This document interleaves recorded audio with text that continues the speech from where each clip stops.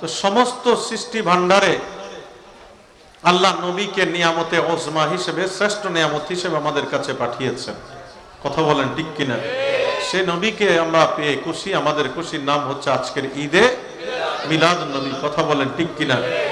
তো নবী বলেন, উম্মত, আমি তোমার শুধু দুনিয়ার জীবনকে সাজাতে আসিনি। আমি নবী তোমার মৃত্যুর বিছানা, তোমার কবর, কবরের মধ্যে অনন্তকাল পুনরুত্থান পর্যন্ত, বেহেশত পর্যন্ত তুমি যে উঠবে সেই জায়গা পর্যন্ত, কবরে যখন আমাদেরকে দেয়, বলে মিনহা খালাকনা ওয়া ফিহা নুঈদুকুম, যে মাটি থেকে আমরা আসলাম, মিনহা খালাকনাকুম, আল্লাহ আমাদেরকে মাটি থেকে সৃষ্টি করলেন, আবার আমাদেরকে মাটিতে রাখা হবে, ওয়া ফিহা নুঈদুকুম ওয়া মিনহা নুখরিজুকুম তারাতান উখরা, আবার সেই মাটি থেকে আমরা উঠবো, সেটাকে বলে বেহেশত, পুনরুত্থান। সেই দিন পর্যন্ত আল্লাহ শুধু তার আমাদের আলটিমেট গোল জান্নাত হবে না জাহান্নাম হবে, আমরা সেখানে কোন অবস্থায় থাকবো, সেটাও আল্লাহর হাবিব আমাদের জন্য সাজিয়ে দিয়েছেন। কথা বলেন ঠিক কিনা? সেই কারণে নবী হচ্ছেন আমাদের জন্য নিয়ামতে ওজমা, ঠিক না?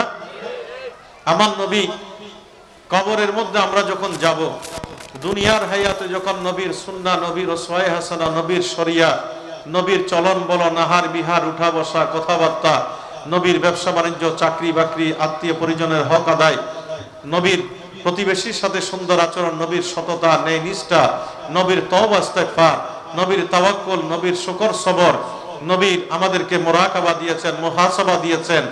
এই যে যতগুলো নিয়ামত আল্লাহর হাবিব আমাদেরকে দিয়েছেন, এই নিয়ামতগুলোকে বলে ওসওয়ায়ে হাসানা। সেই ওসওয়ায়ে হাসানা যখন আমাদের মধ্যে থাকবে, আমাদের ঘুম যাওয়ার সময় যখন নবীর আদর্শ থাকবে, ঘুম থেকে ওঠার সময় যখন নবীর আদর্শ থাকবে, আমাদের প্রতিটি কর্মকাণ্ডে, লাইফ এন্ড টাইমসে আমরা প্রত্যেকটা ক্ষেত্রে যখন আল্লাহর হাবিবের নির্দেশনাকে মেনে চলে, নবীকে ভালোবেসে আমরা যখন মৃত্যুর বিছানায় যাব, তখন আমাদের নবীর চেহারা দেখে দেখে আমরা মুখে কলমা পড়ে পড়ে আমরা কবরের দিকে এগিয়ে যেতে পারবো। আমরা যেতে চাই কিনা? আল্লাহ মৃত্যুর বিছানায় নবীকে মেহমান বানিয়ে দিন। আর একটু জোরে বলেন আমিন। কবরে যখন যাব, এই সরাইপাড়া, এই পদ্মপুকুর পারে, পাহাড়তলি জমিনের কবরের মধ্যে নবী আসবে কি আসবে না?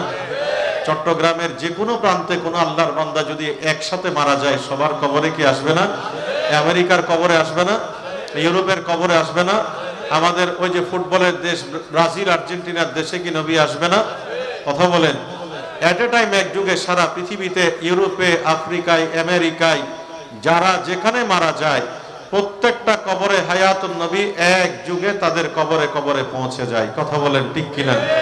অথবা নবীকে আসতে হয় না, নবী মদিনায় মুনাওয়ারায় থাকলে আল্লাহর হাবিবকে পৃথিবীর মানুষ যেন সামনাসামনি দেখে দেখে প্রশ্নের উত্তর দিতে পারে। ফেরেশতাকে বলতে পারে, ইনি হচ্ছেন আমার নবী, যাকে তুমি কবরে দেখতে পাচ্ছ, ইনি হচ্ছেন আমার নবী। তিনি মদিনায় থাকলেও আমেরিকা, ইউরোপ, আফ্রিকা, এশিয়ার কোনো দূরত্ব নবীর জন্য ভৌগোলিক সীমা রেখা থাকে না। আল্লাহ আসমানের দূরত্ব তুলে দেন, জমিনের দূরত্ব তুলে দেন, সাগরের দূরত্ব তুলে দেন, মহাসাগরের দূরত্ব তুলে দেন, পাহাড় পর্বতের ব্যবধান তুলে দেন, জল স্থল অন্তরিক্ষের যত পার্টিশন আছে সব নবীর কাছ থেকে তুলে দিয়ে আমার আল্লাহ নবীকে সামনাসামনি একজন মানুষ কবর থেকে যেন দেখতে পায়, অথবা মদিনা থেকে নবীর উম্মতকে নবী যেন দেখতে পায়। সমস্ত জমিনকে সংকুচিত করে আল্লাহর হাবিবকে সামনাসামনি এনে দেন। জোরে বলেন না সুবহানাল্লাহ।